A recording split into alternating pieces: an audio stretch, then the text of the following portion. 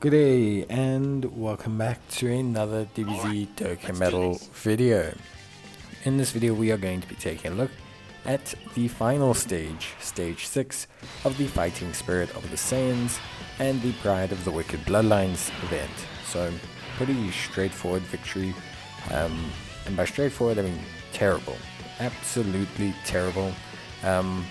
Just a really not fun event to run this final stage. The last two stages have honestly not really felt that great. Obviously we do have the ECAs for the Metal Cooler army, which is very helpful, and they are going to be the cornerstone of this team. I'll run through the ones that I chose and why, but essentially you face an AGL, Goku and Vegeta in the first phase. They are immune to attack, lowering, sealing and stunning. But in the second phase you face a Int Super Saiyan Goku, who is immune to attack lowering, defense lowering, stunning and sealing, but he will also lower your defense and stun you on his super attack as well. Now, the bosses in the fighting spirit of the Saiyans and Pride of the Wicked Bloodlines event do the really cool thing of having 170% increased damage against non-category enemies, and we are lucky enough that we are going to be running a full team of category bonus units, mainly because they are free to play, but that is at least certainly helpful. So you can definitely do this with the majority of your team being free to play. I would suggest using the highest lead possible. So in my case, instead of using the physical LR Metal Cooler, which a lot of players might not have, I decided to use the AGL Cooler. But you could use the AGL Metal Cooler, you could use the physical one, you could even use the Strength Cooler after his ECA as well. So you do have some decent options there with which to use as a lead. So hopefully you have one of them. You can use either of them, I think. But yeah, in terms of item choices, I've gone with 2 Whis and a Ghost Usher. The reason being is we are going to use the Ghost Usher in the second phase to strictly avoid any possibility of damage, because we're going to have one entirely free-to-play rotation of Metal Coolers that at any given time would probably instantly delete us when Goku supers. Even with damage reduction, they probably would take too much damage, especially the tech one. So we are going to be careful in terms of our selection from that point. So yeah, it is something that I guess is important to take note of. But yeah, so in terms of like the actual team build and everything, obviously, as a friend, we do have the physical Metal Cooler with 1 dupe. He is going to be the best lead, 200% leader skill. He's on the category, he's great in the second phase, he's got lots of healing, he's good defensively, he's got a revive. Just a lot that he does that is very good. So I'm very happy to use him as the friend lead. If you have him, use him. The 200% stats helps a lot with the cooler units, so I highly suggest that you do so. Then, yeah, obviously, in terms of like everything else, here, I would say, we have a pretty nice kind of team operation. So I took the Int Cooler, I took the Tech Cooler, I took the AGL Cooler, and I took the Physical Cooler. So I took all those ones, and I took the Strength Cooler, but not the Cooler, Metal Cooler Strength, the other free-to-play one. So those are the coolers I took. The simple reason being, so just to kind of run through them, obviously they all have very similar passives, but slightly different. Metal Int Cooler is just kind of a halfway point. The additional regeneration does help in terms of health, but just his overall additional attack and defense of 10% per key share made him a nice little pickup. Then we had the Tech one. He's great for the first AGL phase. That's kind of the real reason I chose him, because he does provide a lot of the damage for the AGL phase, which is great. And yeah, that's actually literally the only reason. He's there for the AGL phase. He is a liability for the Int phase, but based on our use of Ghost Ushers, we shouldn't really see him be a liability. And if we do, then we just got a bit unlucky with damage, but generally speaking, you shouldn't see him be a liability. Then we have the AGL Cooler. his defense is very, very good. His evasion is very, very good. So he becomes our number one go-to second slot unit, whether it's alongside the AGL one or the physical one.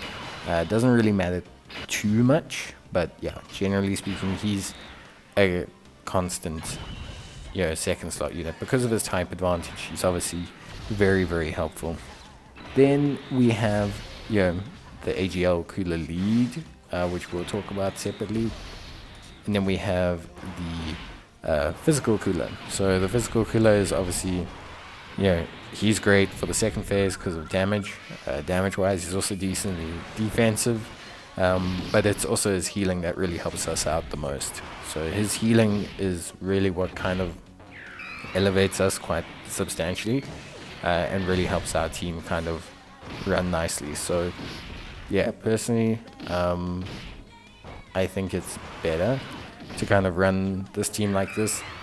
I think the second strength cooler, the cooler strength, isn't that great.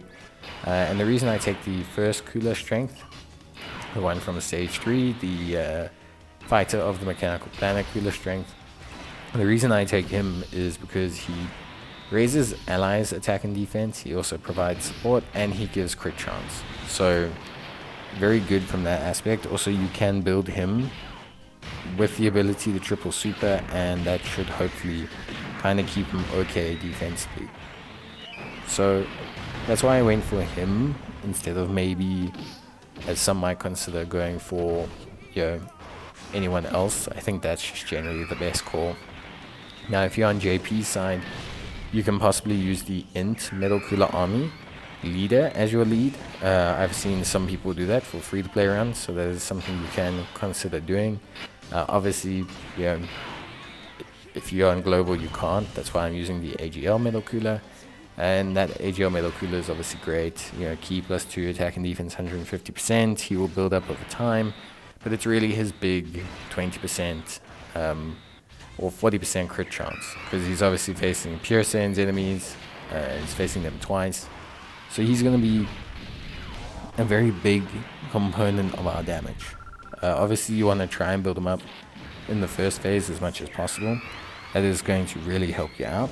But yeah, generally speaking, I would say that he is a huge source of our damage. So we are also going to use the active skill from the Metal Cooler, at least at some point. So try and keep that as well, if possible. Ideally, when you enter the second phase, you want to have at least 1 Whis and 2 Ghost Ushers. So that's generally your best bet. You also kind of want to activate the Revive. So you see, this is where we get our big luck. The Revive skill activating is the best case scenario. So once you've used your Whis, once you've used 1 Ghost Usher, if it's the turn with physical Metal Cooler, you would want to try and get that Revive. So you need to actively try and place him in harm's way as best as you can, because you need to revive, pop the second Ghost Usher, and then you will be able to finish off the event. It's basically a way to re-trigger being able to use a Ghost Usher. So you'll see here, obviously we died, we couldn't use a Ghost Usher before, but then we died and we re-triggered the ability because obviously it's a new turn, so now you can use a Ghost Usher. So yes, although we did lose out on the damage from physical Metal Cooler, we gained a free turn of our other units performing damage, which obviously is big. Yeah, especially if you can get crits, which we don't, but yeah, it is big, and it also just pushes them back again off rotation, and then allows us to come back onto rotation with the ability to use the active skill and to hopefully be able to take out the cooler. So yeah, obviously that is just something. Here you can see I switch the tech and the AGL one around a little bit, contemplating whether the tech one would survive the Goku in the second turn. I decided we probably would have enough damage to take out Goku just through the AGL's attack. And if not, maybe we could get a lucky crit from the tech one. We didn't need to rely on any of that. Metal Cooler tanked more than fine, and then got his super attack, which did very, very good damage. And obviously, from that, we ended up looking pretty good. Very small amount left to go, and then you got an additional anyway, so yeah, basically finished it off, which is nice. That's why try and get a 69% friend if you can. It's the crits or the additionals that'll really kind of come in clutch for you. So yeah, for me, I think that was pretty good stuff overall, and yeah, I was pretty happy with the overall run that we went through, at least for me personally. So yeah, it was nice, but yeah, I think for the most part you can have a decent time. But yeah, that's gonna be it from me. I hope you guys enjoy the video. Obviously it's quite a tough event, so leave your comments down below. But yeah, that's all from me. Thanks for watching, and I'll see you guys next time. Bye.